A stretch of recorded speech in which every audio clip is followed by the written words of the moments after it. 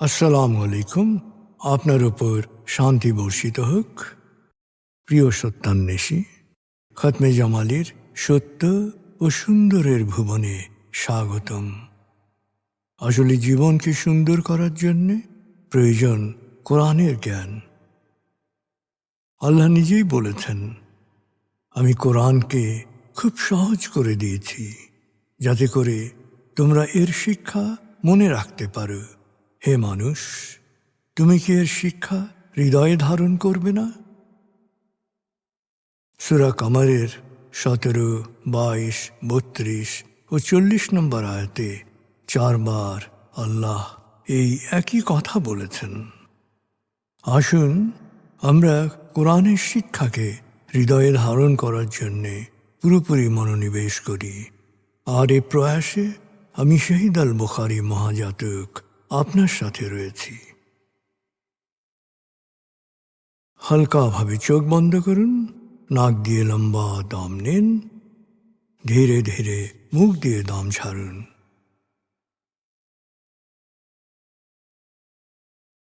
দম নেবেন পেটে, ছাড়বেন মুখ দিয়ে।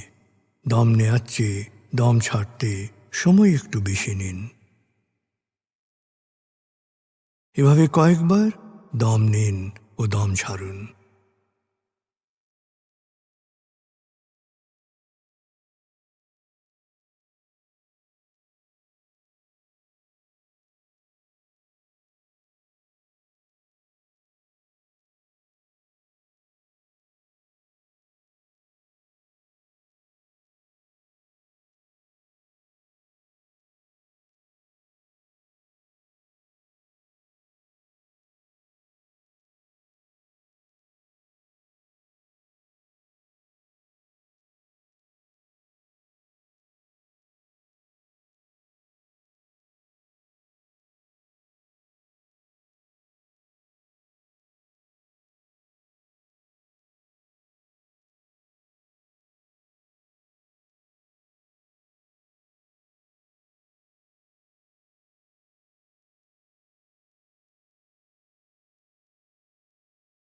এবার দম স্বাভাবিক হতে দিন।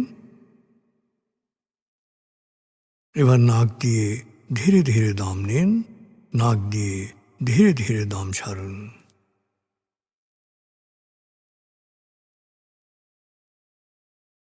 এভাবে কয়েকবার দম নিন, দম ছাড়ুন।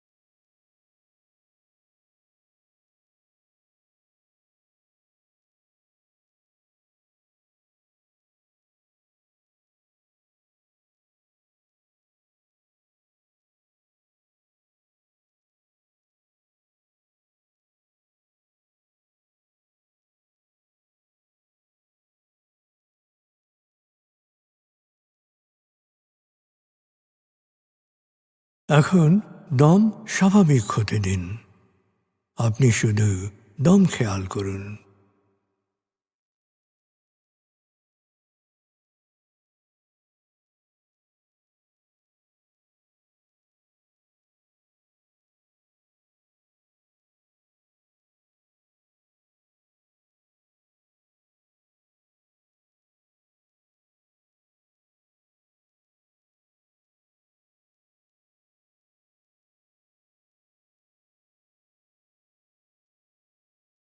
প্রিয় সত্যান্বেষী, এবার আমরা ডুবে যাব সূরা ফাতিহার তেলাওয়াত ও মর্মবাণীতে।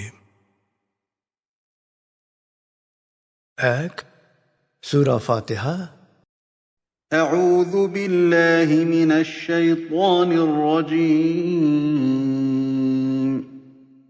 بسم الله الرحمن الرحيم. الحمد لله رب العالمين. الرحمن الرحيم مالك يوم الدين إياك نعبد وإياك نستعين اهدنا الصراط المستقيم صراط الذين أنعمت عليهم غير المغضوب عليهم ولا الضالين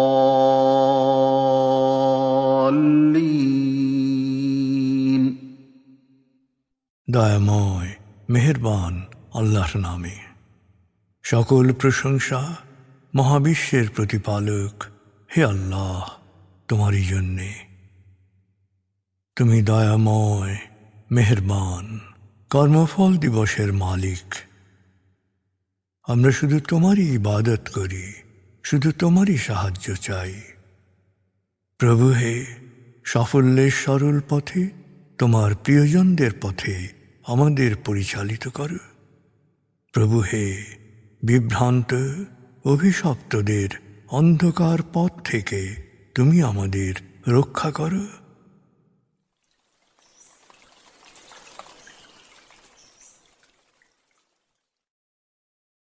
ভাব ৭৯।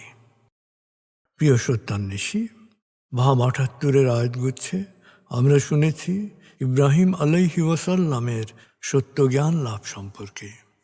ভাব ৭৯-তে আমরা শুনব সূরা আন-নাম ৯১ থেকে ৯৯ আয়াতের তেলাওয়াত ও মর্মবাণী।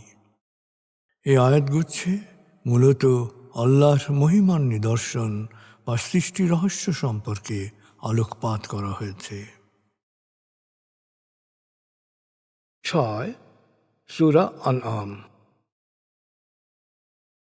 بسم الله الرحمن الرحيم وما قدروا الله حق قدره إذ قالوا ما أنزل الله على بشر من شيء قل من أنزل الكتاب الذي جاء به موسى نورا وهدى للناس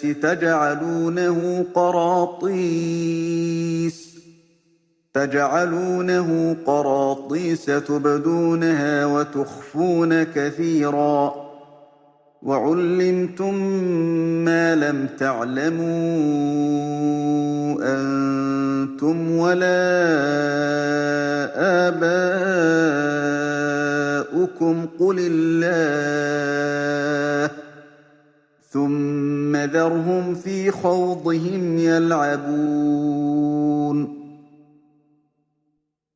وهذا كتاب أنزلناه مبارك مصدق الذي بين يديه ولتنذر أم القرى ومن حولها والذين يؤمنون بالآخرة يؤمنون به وهم على صلاتهم يحافظون ومن أظلم ممن افترى على الله كذبا أو قال أوحي إلي ولم يوحى إليه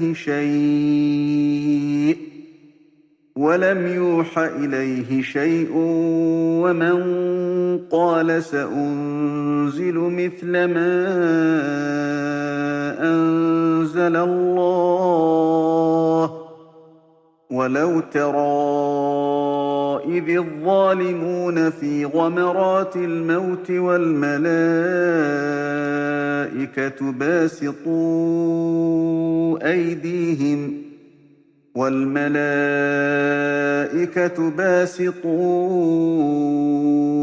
أيديهم أخرجوا أنفسكم اليوم تجزون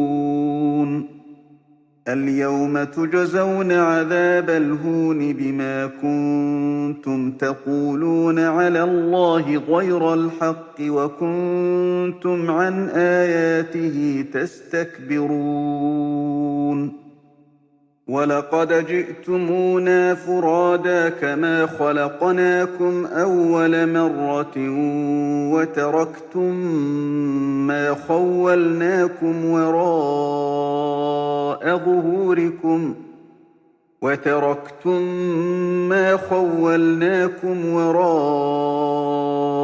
ظهوركم وما نرى معكم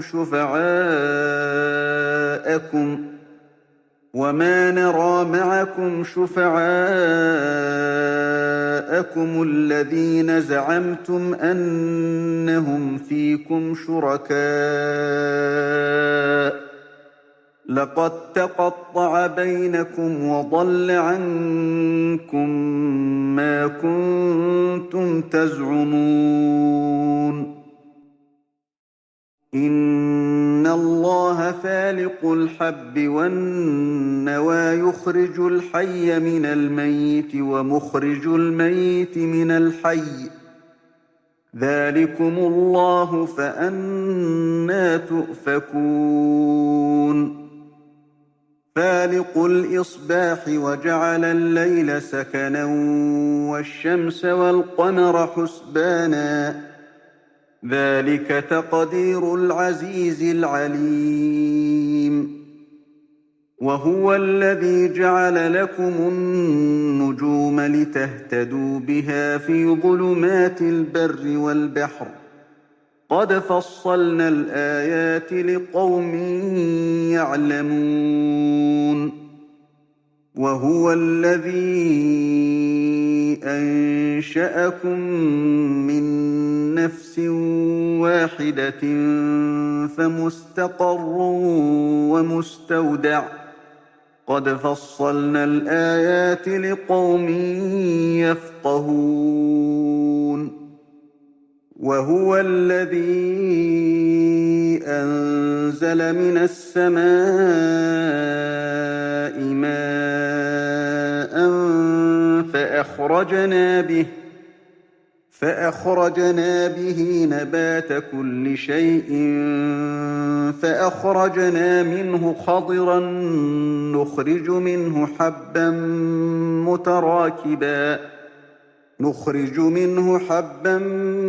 متراكبا ومن النخل من طلعها قنوان دانية وجنات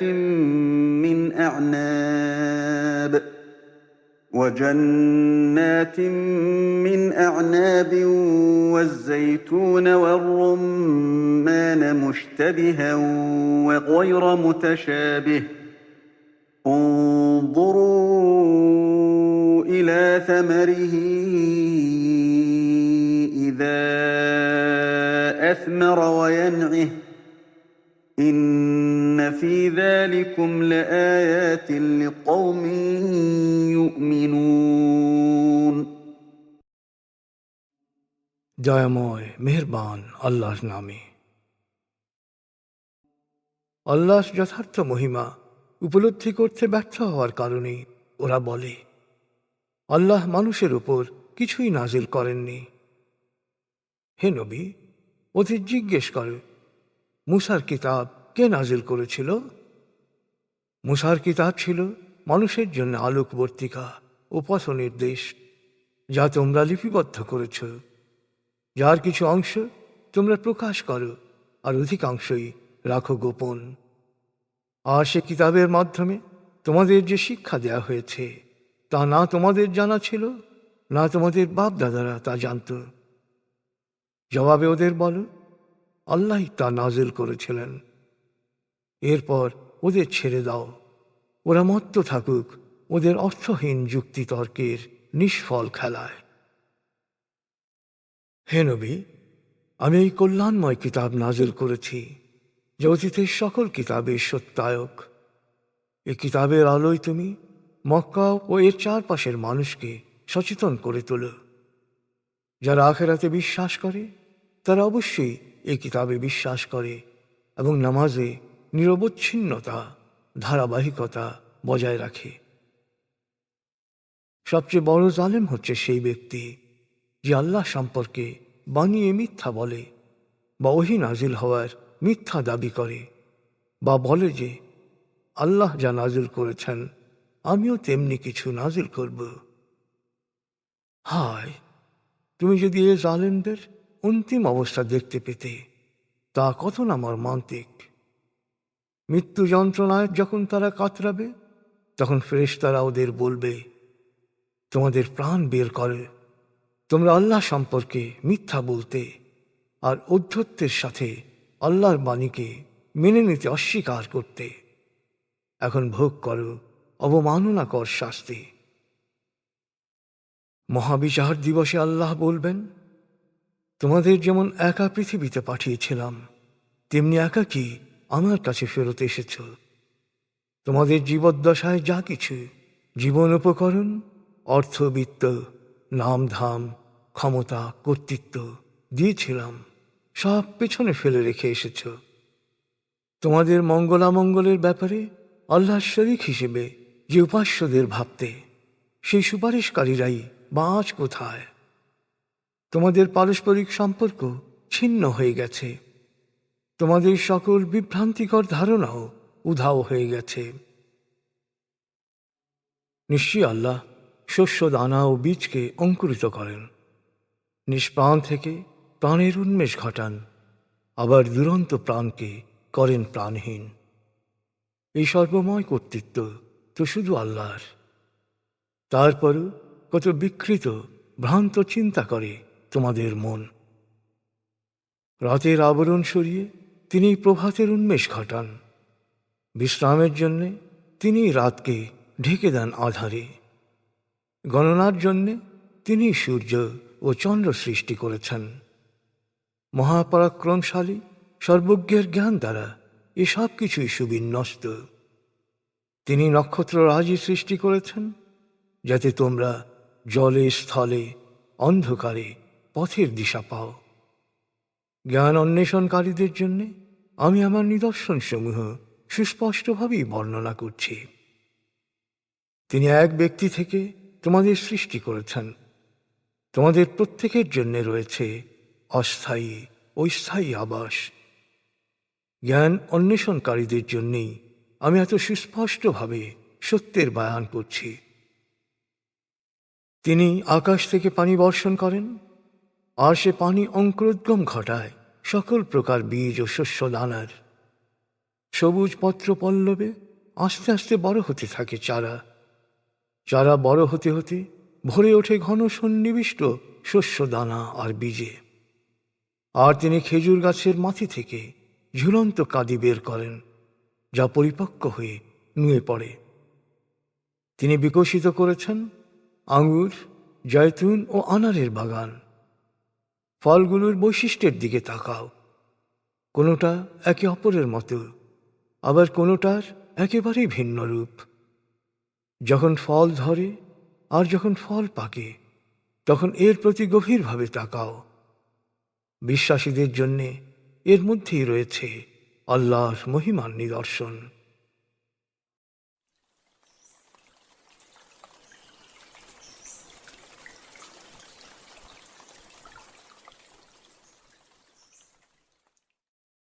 প্রিয় সত্যান্বেষী, এবার আজকের আয়াতগুচ্ছ থেকে একটি পয়েন্ট নিয়ে ভাবুন, যা আপনি অনুসরণ করার চেষ্টা করবেন। ভাবনাটা হতে পারে, আপনি কি নিয়মিত নামাজ পড়েন? নামাজ সময় মতো পড়তে না পারলে আপনার মধ্যে কি কোনো অস্থিরতা সৃষ্টি হয় বা কোনো অনুশোচনা সৃষ্টি হয়?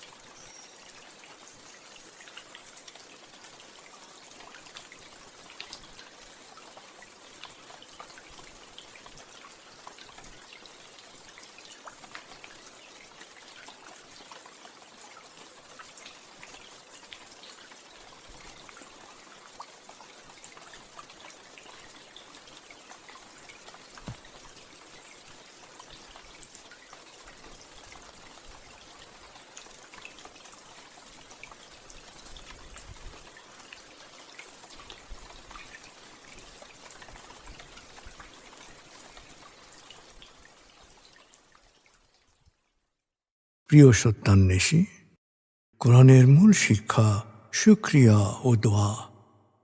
প্রভু আপনাকে যা দিয়েছেন সেই জন্যে বারবার কৃতজ্ঞতা প্রকাশ করুন, তাকে হৃদয়ের গভীরে স্মরণ করুন।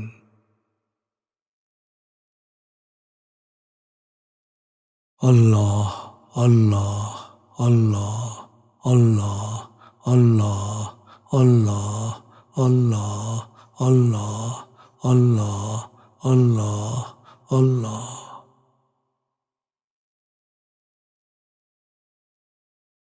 আস্তাগফিরুল্লাহ আস্তাগফিরুল্লাহ আস্তাগফিরুল্লাহ আস্তাগফিরুল্লাহ আস্তাগফিরুল্লাহ আস্তাগফিরুল্লাহ আস্তাগফিরুল্লাহ আস্তাগফিরুল্লাহ আস্তাগফিরুল্লাহ আস্তাগফিরুল্লাহ আস্তাগফিরুল্লাহ।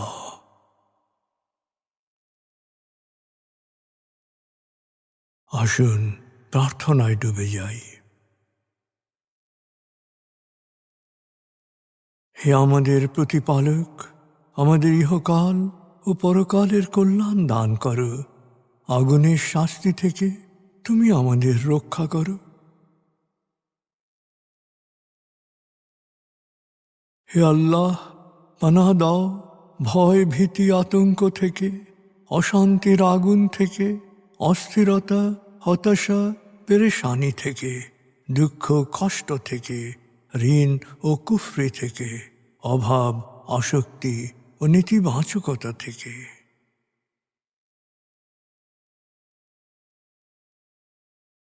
হে আমাদের প্রতিপালক, আমাদের বেহিসাব রিজিক দান করো।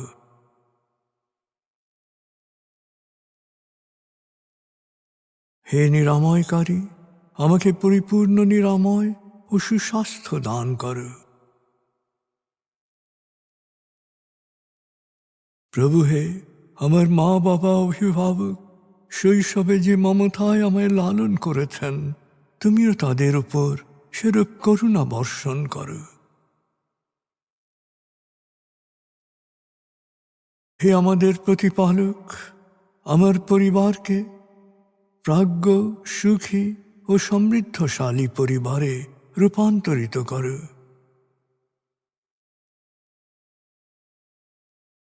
হে করুণাময়, আমাদের কোয়ান্টাম ফাউন্ডেশনকে, আমাদের সংঘকে তুমি কবুল করো।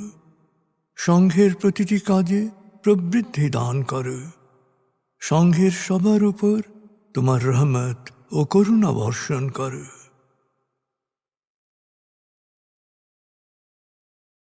প্রভু হে, আমাদের দেশকে তুমি ভালো মানুষের স্বর্গভূমিতে রূপান্তরিত করো। হে করুণাময়, পৃথিবীর সকল শোষিত বঞ্চিত মানুষকে জালেমের জুলুম থেকে, শোষকের শোষণ থেকে মুক্তি দাও।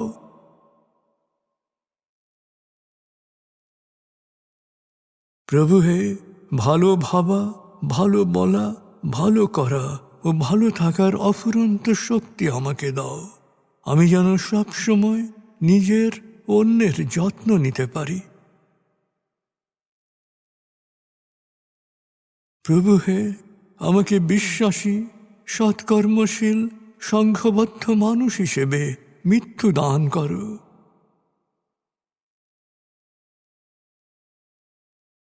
অনুভব করুন, আল্লাহ আপনার অন্তরেই আপনার কথা শুনছেন।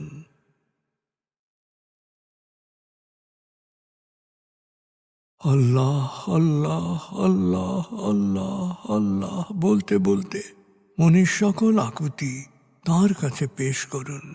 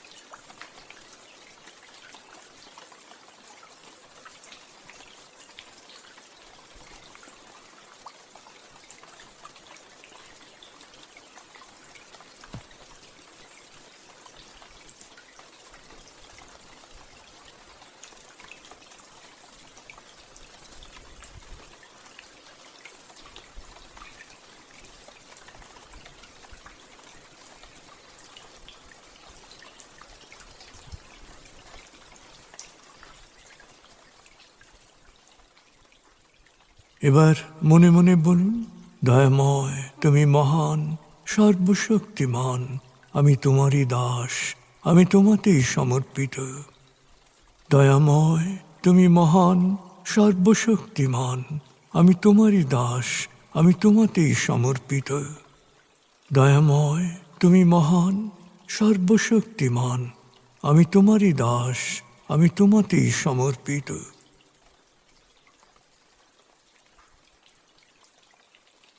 অনুভব করুন আল্লাহ আপনার প্রার্থনা কবুল করেছেন।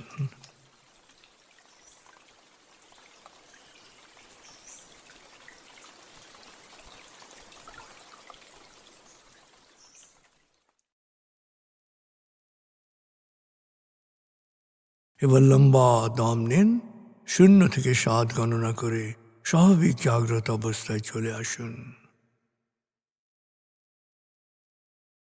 আপনার জীবন সুন্দর হোক, সফল হোক। খুদা হাফিজ। আসসালামু আলাইকুম। আপনার উপর শান্তি বর্ষিত হোক।